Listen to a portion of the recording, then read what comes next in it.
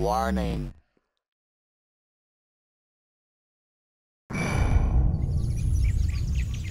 Cette présentation After School a été écrite et narrée par l'Académie des idées. Consultez leur chaîne YouTube pour plus de vidéos.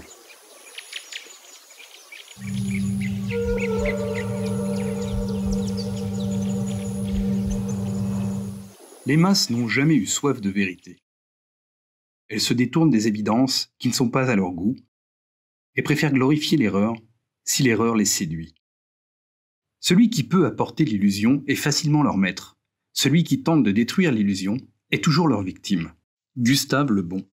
Selon le psychologue Carl Jung, la plus grande menace pour la civilisation ne réside pas dans la force de la nature, ni dans une quelconque maladie physique, mais dans notre incapacité à faire face aux forces de notre propre psyché.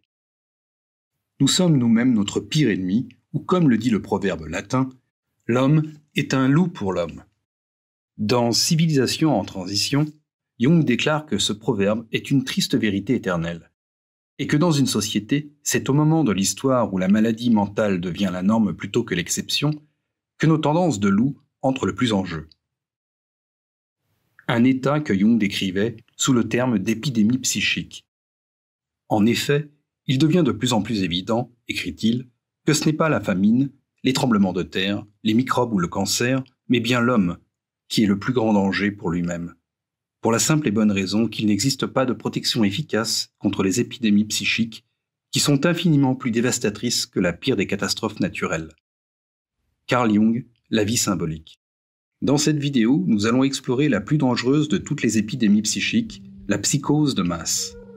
Une psychose de masse est une épidémie de folie et elle se produit quand une grande partie de la société perd le contact avec la réalité et sombre dans l'illusion. Un tel phénomène n'est pas une fiction. Nous avons deux exemples de psychose de masse, les chasses aux sorcières du XVIe et du XVIIe siècle en Amérique et en Europe, et la montée du totalitarisme au XXe siècle. Au cours de la chasse aux sorcières, des milliers d'individus, principalement des femmes, ont été tués non pour des crimes qu'ils avaient commis, mais parce qu'ils étaient devenus des boucs émissaires d'une société devenue folle. Dans certains villages suisses, écrit France Hill, il ne restait presque plus aucune femme en vie lorsque la folie cessa enfin, une illusion de Satan.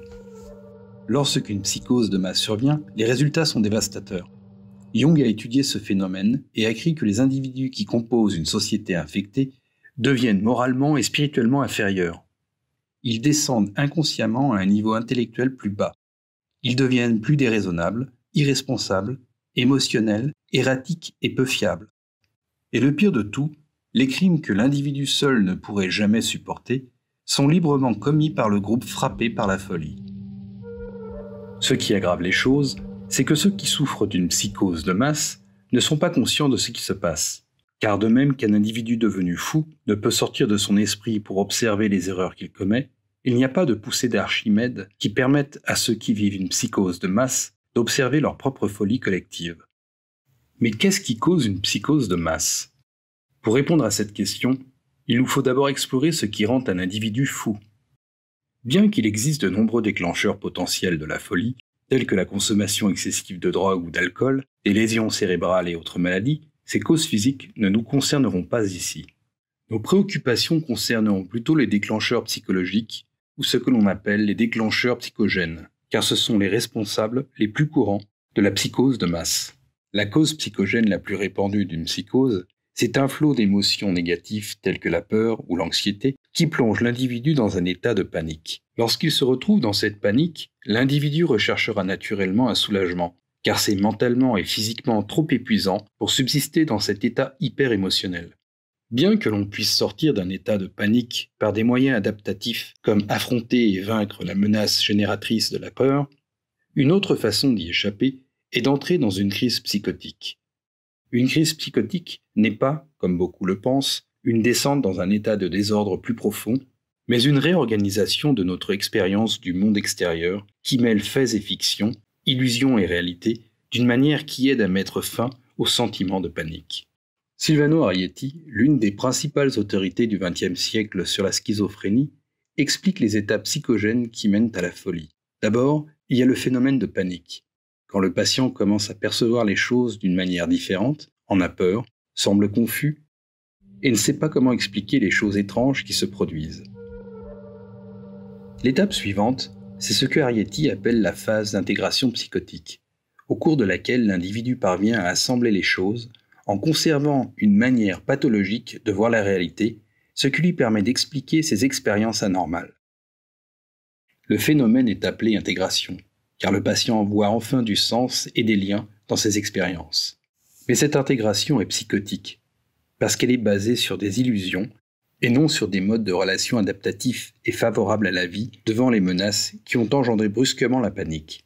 Les délires, en d'autres termes, permettent à l'individu paniqué d'échapper à un raz-de-marée des émotions négatives au prix d'une perte de contact avec la réalité. Et c'est pour cette raison qu'Arrietty dit qu'une rupture psychotique peut être considérée comme une manière anormale de faire face à un état d'anxiété extrême.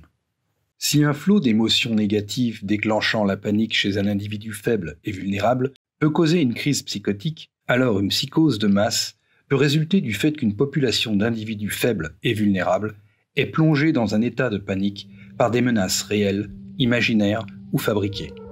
Comme les délires peuvent prendre de multiples formes et que la folie peut se manifester de nombreuses façons, la manière spécifique dont se déroule une psychose de masse différera en fonction du contexte historique et culturel de la société infectée.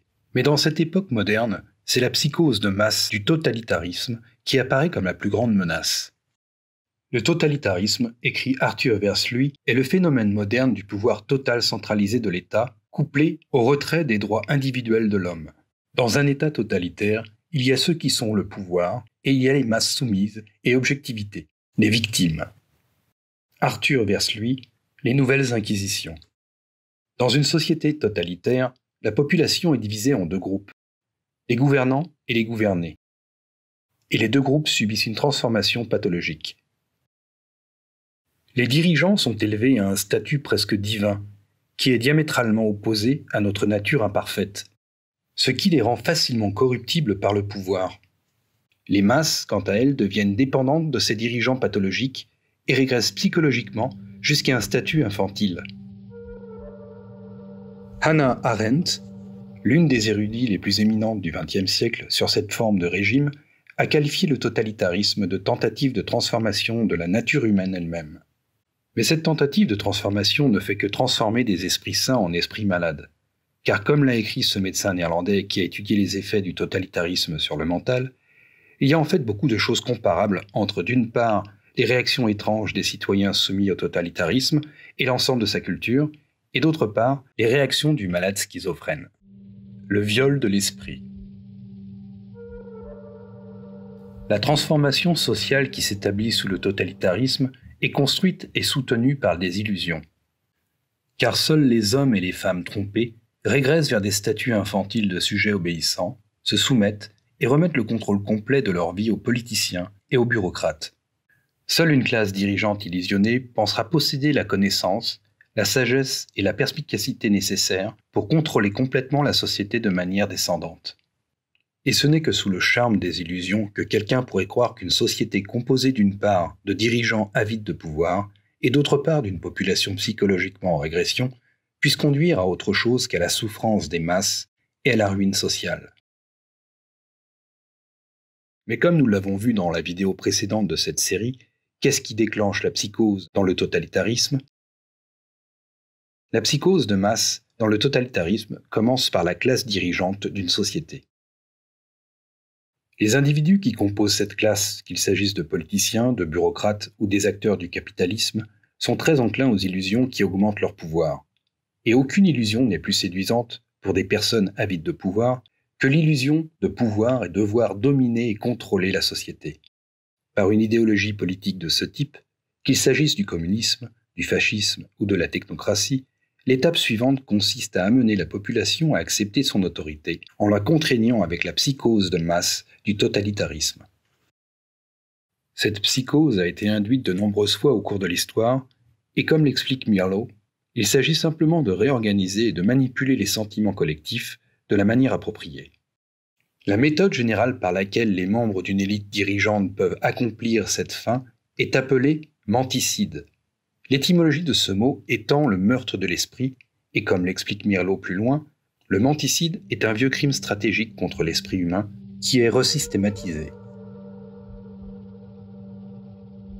C'est un système organisé d'intervention psychologique et de perversion judiciaire par lesquelles une classe dirigeante peut imprimer ses propres pensées opportunistes dans l'esprit de ceux qu'elle prévoit d'utiliser et de détruire. Le viol de l'esprit. Afin de préparer une population à ce crime de menticide, on commence par instaurer la peur. Lorsqu'un individu est submergé par des émotions négatives, telles que la peur ou l'anxiété, il devient facilement enclin à sombrer dans les délires de la folie. Des menaces réelles, imaginaires ou inventées peuvent être utilisées pour semer la peur. Mais une technique particulièrement efficace consiste à utiliser des vagues de terreur.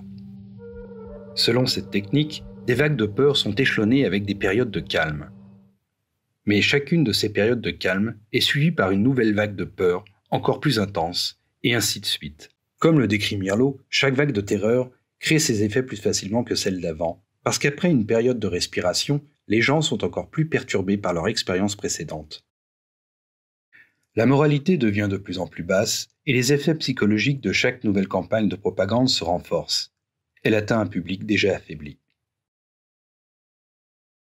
Alors que la peur prépare une population au menticide, l'utilisation de la propagande pour diffuser des informations erronées et favoriser la confusion quant à la source des menaces et la nature de la crise contribue à briser l'esprit des masses. Les responsables gouvernementaux et leurs alliés médiatiques peuvent utiliser des rapports contradictoires, des informations insensées, voire des mensonges flagrants, car plus ils sèment la confusion, moins la population sera en mesure de faire face à la crise et d'atténuer sa peur de manière rationnelle et adaptée. La confusion, en d'autres termes, augmente la prédisposition pour une descente dans le délire du totalitarisme, ou comme l'explique Mirlo, on peut répondre à la logique par la logique, mais pas à l'illogisme. Il embrouille ceux qui pensent correctement. Un grand mensonge et des absurdités répétées de façon monotone ont plus d'impact émotionnel que la logique et la raison. Pendant que les gens cherchent encore un contre-argument rationnel au premier mensonge, les dirigeants totalitaires peuvent les agresser avec un autre mensonge. Le viol de l'esprit. Jamais auparavant, dans l'histoire, des moyens aussi efficaces n'avaient existé pour mener la société dans la psychose du totalitarisme. Les smartphones et les médias sociaux, la télévision et Internet, le tout associé à des algorithmes qui censurent rapidement le flux des informations indésirables, permettent aux détenteurs du pouvoir d'attaquer facilement l'esprit des masses. De plus, la nature addictive de ces technologies signifie que de nombreuses personnes se soumettent volontairement à la propagande de l'élite dirigeante avec une fréquence remarquable. La technologie moderne, explique Mirlo, éduque l'homme à prendre pour acquis le monde qu'il regarde.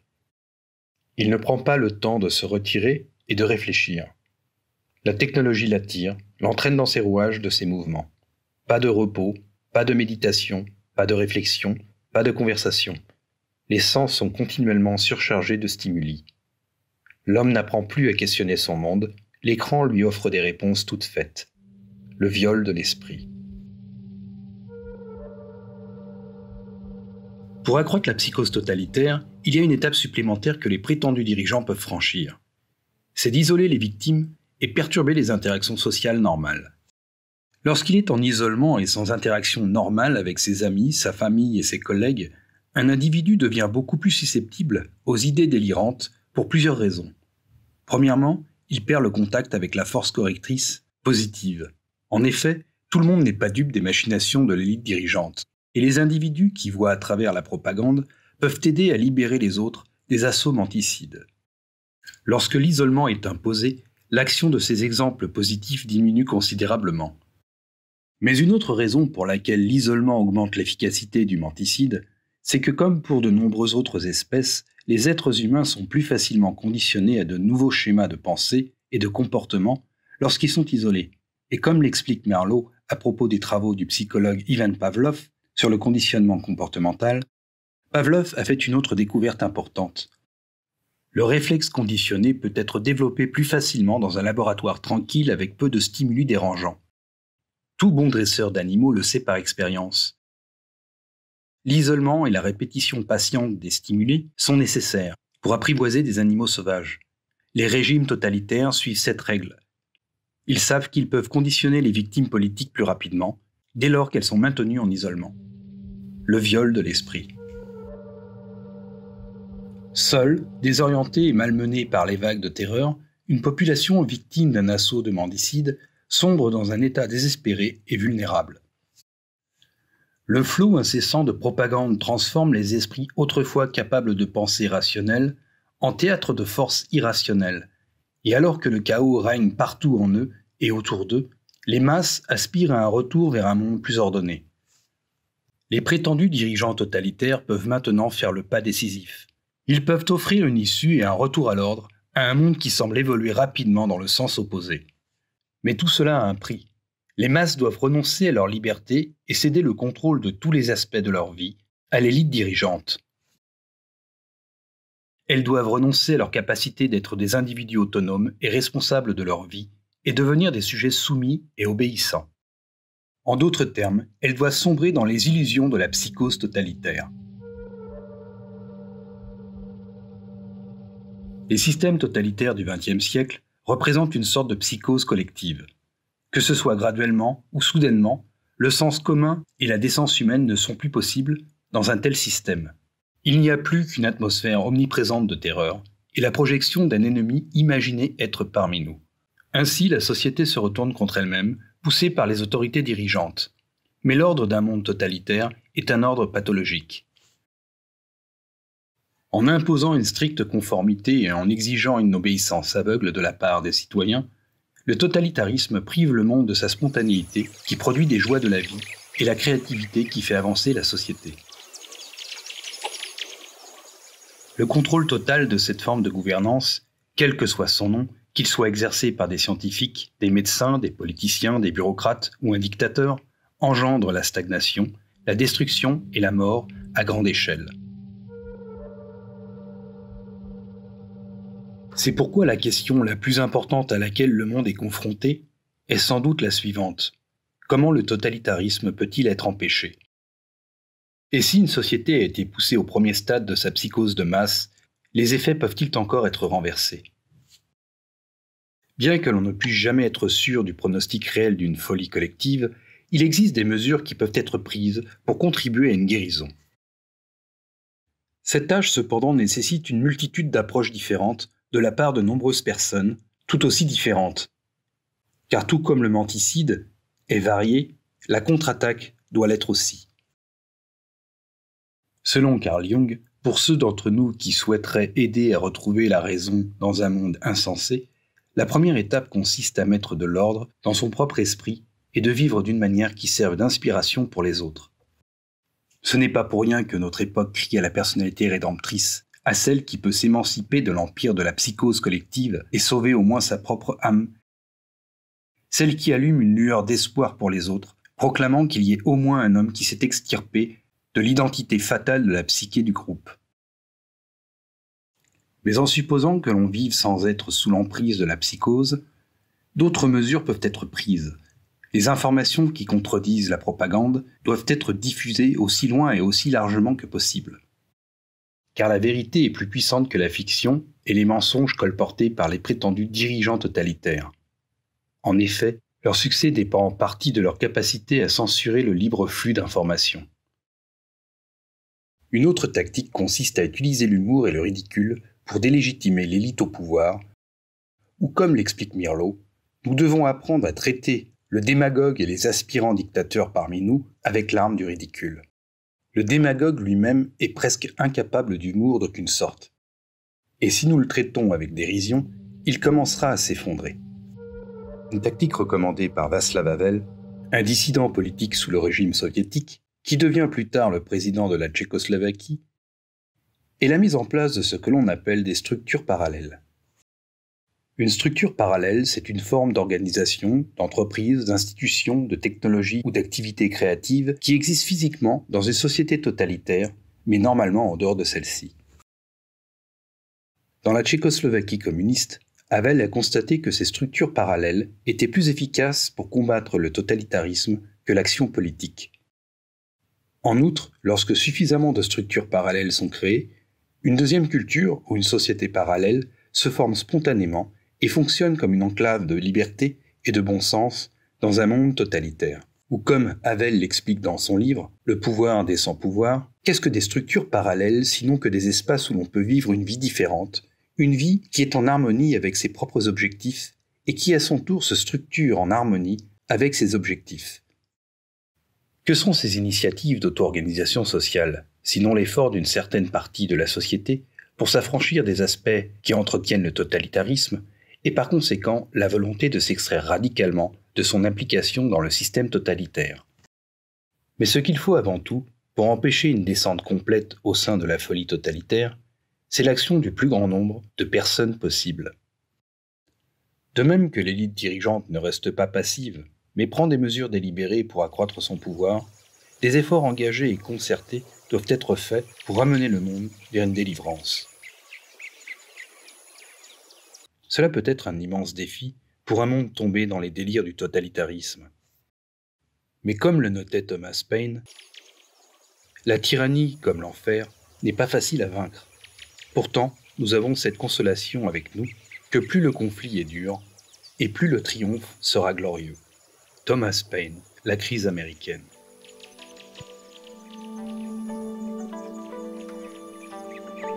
Merci d'avoir regardé. Cette vidéo a demandé beaucoup de travail. Pour nous aider à faire des vidéos comme celle-ci, merci de soutenir After School sur Patreon. Pour plus de contenu comme celui-ci, consultez la chaîne YouTube d'Academy of Ideas ou bien sur le site academyofideas.com. En ce qui nous concerne, nous les traducteurs, nous vous demanderons simplement de partager au maximum et de mettre un petit coup de pouce. Allez, à bientôt.